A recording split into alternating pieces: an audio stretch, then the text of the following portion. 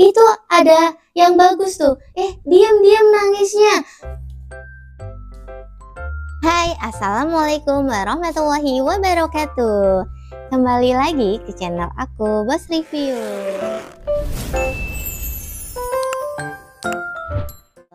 Apa kabar semua teman-teman? Semoga selalu diberikan kesehatan dan kebahagiaan selalu. Untuk video kali ini aku masih membahas review dari buku parenting karyanya Dr. Andreas. Judulnya Mengenal Tantrum pada Anak, Panduan Mengatasi Tantrum Tanpa Baper.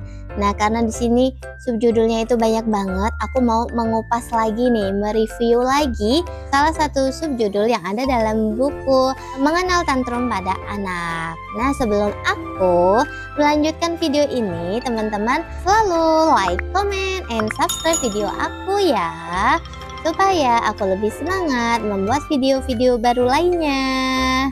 Sekarang kita langsung aja ya, aku mau bahas tentang apa sih tanda-tanda anak yang mengalami tantrum. Tantrum sendiri udah disebutkan ya, tantrum itu kemarahan pada anak ketika keinginannya tidak terpenuhi.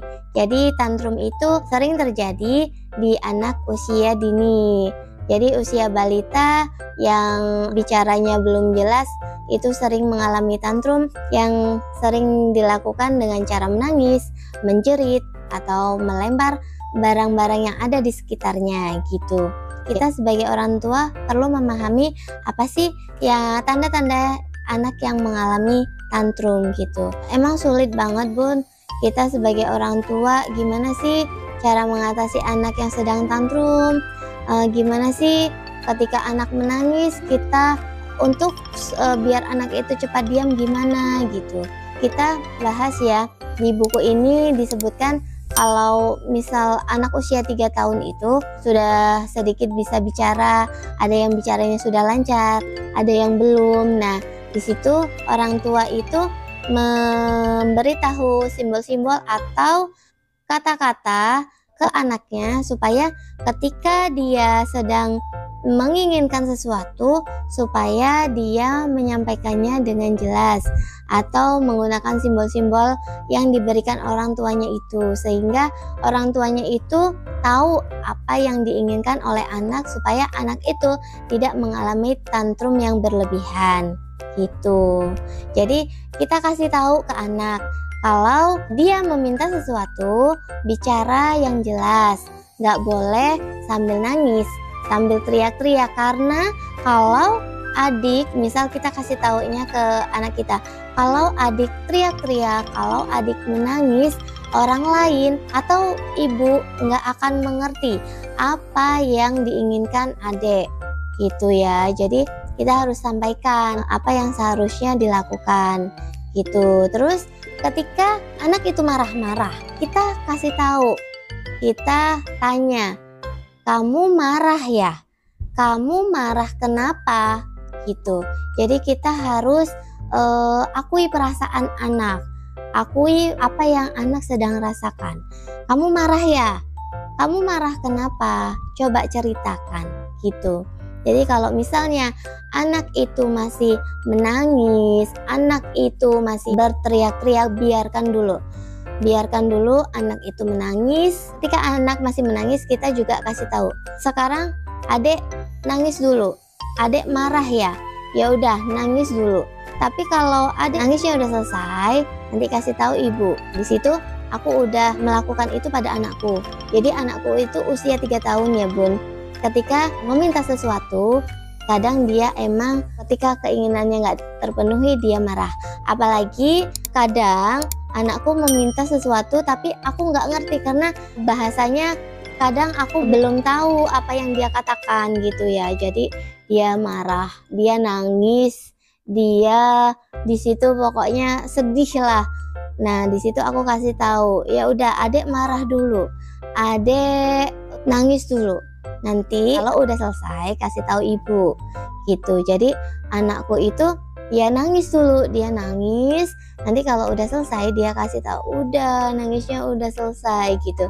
Nah baru kita tanyain, kamu marah kenapa? Kamu minta apa? Di situ dia bisa cerita. Dia bisa mengungkapkan apa keinginannya dengan cara yang baik-baik, nggak teriak-teriak lagi, nggak nangis-nangis lagi. Gitu. Jadi kita sebagai orang tua ketika menangani anak yang tantrum, kita harus akui perasaannya dulu.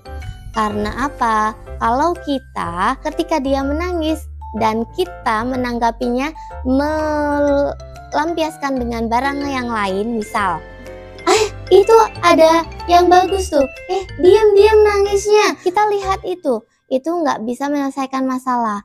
Karena ketika anak nggak diakui perasaannya dulu, ketika kita mencari pelampiasan benda lain untuk mendiamkan anak dari menangis, itu anak akan tetap marah. Anak itu belum selesai emosinya. Di situ nanti dia akan marah lagi berapa menit kemudian. Tapi kalau kita selesaikan dulu, kita akui perasaannya dulu, kita selesaikan saat itu juga, nanti anak itu akan selesai emosinya dan di situ dia akan happy lagi. Gitu. Jadi di buku ini di sini disebutkan apa yang harus kita lakukan untuk memahami anak yang sedang tantrum. Jadi itu ya bunda-bunda, sedikit yang aku sampaikan dari bagaimana cara menangani anak yang sedang tantrum, bagaimana kita mengetahui tanda-tanda anak yang tantrum, kita udah sedikit tahu ya. Emang sulit bunda untuk melakukan hal tersebut, tapi aku di sini juga masih tahap belajar. Jadi aku praktekkan ke anakku dan alhamdulillah sedikit demi sedikit anakku ngerti. Jadi kita sebagai orang tua dan anak saling bekerja sama. Itulah yang aku bisa sampaikan untuk review kali ini. Semoga kita selalu menjadi orang tua yang hebat, orang tua yang sehat, dan orang tua yang selalu bahagia. Oke, sekian review dari aku. Teman-teman, selalu like, comment, and subscribe video aku supaya aku lebih semangat dalam membuat video. Dan teman-teman hidupkan tombol lonceng di HP teman-teman supaya bisa tahu kalau aku upload video-video baru lainnya. Oke, aku akhiri. Wassalamualaikum warahmatullahi wabarakatuh.